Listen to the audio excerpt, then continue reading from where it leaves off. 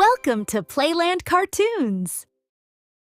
Hello കൂട്ടുകാരെ, ഇന്ന് നമ്മൾ പോകുന്നത് ഒരു മനോഹരമായ കാട്ടിലേക്കാണ്.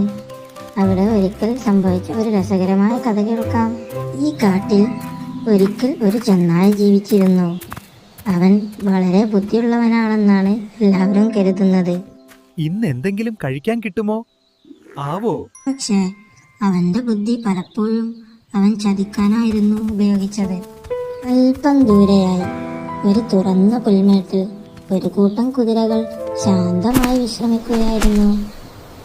ദൂരെ ഒരിടത്ത് നിന്ന് ഇതെല്ലാം ചെന്നായ ശ്രദ്ധിച്ചു. അയ്യോ, എന്റെ കാൽ വേദനിക്കുന്നു.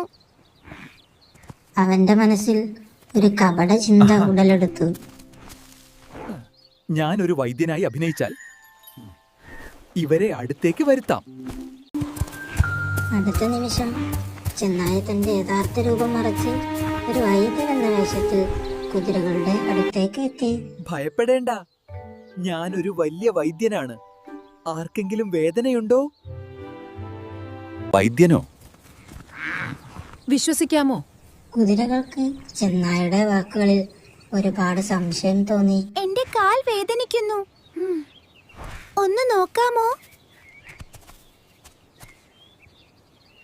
ഇപ്പോൾ കടിക്കാം.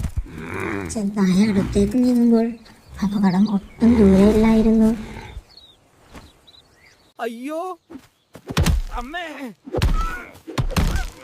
ചതി ചെയ്യാൻ ശ്രമിച്ചപ്പോൾ ചതി തന്നെ തിരിച്ചടിയായി. ഇനി ഞങ്ങളെ ചതിക്കരുത്. കുതിരകൾ സുരക്ഷിതരായി.